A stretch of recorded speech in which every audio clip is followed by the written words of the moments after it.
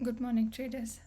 Before we begin, stay until the end because there will be a multiple choice quiz based on today's analysis to help you reinforce your understanding in liquidity, imbalances, and higher time frame structure.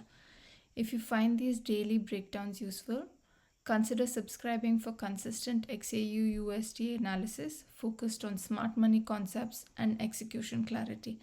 So let's start with the bigger picture because gold is currently in a major macro move. XAUUSD has fallen around 15% from its all-time highs, and most importantly, price has taken out previous monthly lows, which is a significant shift in higher time frame structure. At the same time, price is currently reacting from a 1-hour BiSi or a buy-side imbalance formed back in December 2025, which is a major higher time frame level. I'd like to show you here. There was a 1-hour void, 1 month void, and this is what it's reacted to currently. And you can see this, right? It's a BiSi, 1-hour BiSi, 1 month BiSi, I'm sorry. You can see it here. So you can see that it has reacted to that. So right now we are at a higher time frame decision zone. So why is gold falling? Before we go into technicals, it's important to understand the fundamental drivers behind this move. Gold typically moves based on interest rates, the expectation of interest rates from the Fed, the US Fed, the strength of the US dollar, and risk sentiment in the market. Right now, the three main reasons for the drop are interest rates stayed higher for longer. When central banks signal that the rates will remain elevated, that there will be no rate cut, gold becomes less attractive because it does not yield interest. This pushes capital towards yield-bearing assets, putting pressure on gold. Second, the strong US dollar. Gold is inversely correlated to the dollar. As the dollar strengthens, gold tends to move lower because it becomes more expensive for global buyers. And the third reason is profit sharing after all-time highs. After reaching all-time highs, large players often take profits and rebalance positions. This creates strong downward pressure, especially when combined with macro catalysts, which is the current war. And the fourth is the liquidity sweep on a higher time frame. From a smart money perspective, the market took buy-side liquidity at all-time highs and then reversed aggressively. Now it's taken a sell-side liquidity at monthly lows. This is a classic liquidity-driven movement across time frames. So now that we've covered the fundamentals, we will now look at our technical analysis. This is a new indicator that we have made at Sven Labs. So as to not overwhelm you, I will only show you the part which is relevant to us today. So we begin with marking the PDH and PDL. You can see that the indicator has already marked the PDH and PDL. The PDH is at 4736.175 and the PDL is at 4477.56. So with monthly lows already taken, the market has cleared a major liquidity pool. Now the question is whether it continues lower or starts reacting and retracing upward. And now if we look at the daily time frame, we can see that the current trading day has made a void. That being said, there are 2 day SiBis.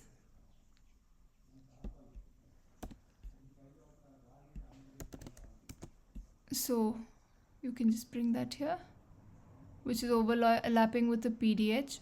So this level could be important. The PDH at 46.175. You can see also that today's trading day has made a void on day. So we now move on to the 4-hour. So we will stick to the range that we have to consider for the intraday trade. So the most important thing to realize is that the market has reacted from a 1-month buy-side imbalance from December 2025. This represents institutional positions that often act as strong reaction zones. The fact that the price is reacting here suggests buyers are stepping in or selling pressure is slowing down, but this does not confirm reversal yet. So we look at the 4-hour imbalances and we identify inefficiencies created during the drop. We now consider, since we do intraday, we only consider the range which has been created here. You can see that the indicator has marked a 4-hour bearish FVG. It has 2 bearish FVGs and it has made a void here, 4-hour void, from today's trading day. If the price starts moving higher, these key zones could have reactions. These imbalances act as resistance and the market may react or reject from these zones. We now move on to 1 hour. On the 1 hour time frame, Friday created, again we zoom into our range. You can see that it created so many, about 5 SiBis.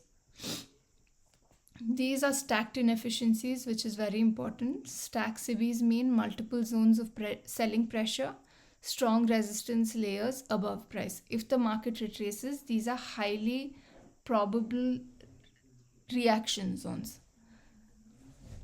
So we now move on to the previous day's volume profile.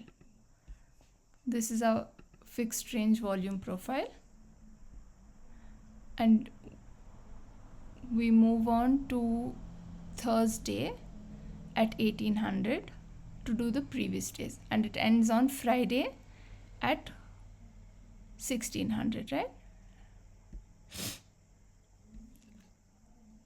So we mark the previous days value area high,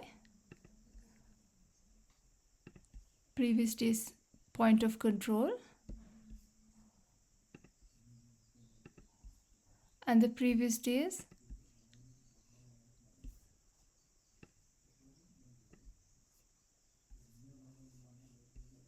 one moment please.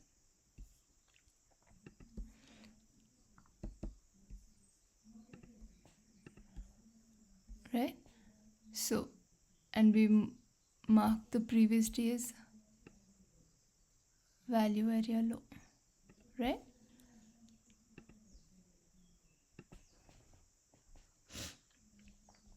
So what does this imply? The volume profile analysis gives us 3 key levels: the value area high, the value area low, and the point of control. Given the strong sell-off, price is likely to trade below value. That indicates bearish acceptance. You can see that the market for the previous day is already trading below the value area low, right? Previous day value area low. If the price retraces, value area low might act as a resistance and POC can become a key magnet. So you can see reaction at the 4,537 level, or it can move until 4,374, right? This is where the point of control is. The value area high is a higher target if momentum shifts. So we now focus on this level if we are looking for buys or for a retracement and fall down further. So psychological levels are round numbers which are critical. 4,500 is a very important level. You can see that the market has broken through that. Round numbers are critical, especially after larger moves, as they act as reaction zones and liquidity pools. These levels align with higher time frame imbalances, volume levels, and they become even more powerful. You can see. So there's nothing to worry here or become overwhelmed. The indicator itself is marking all of it, and it labels saying 4-hour BiSi or a bear or a 1-hour bear.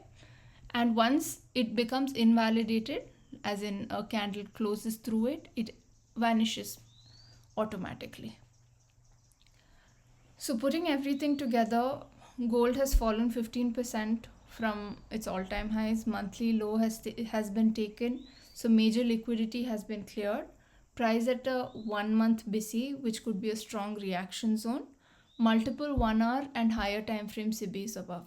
So the market is currently at a higher time frame support with lower time frame resistance above.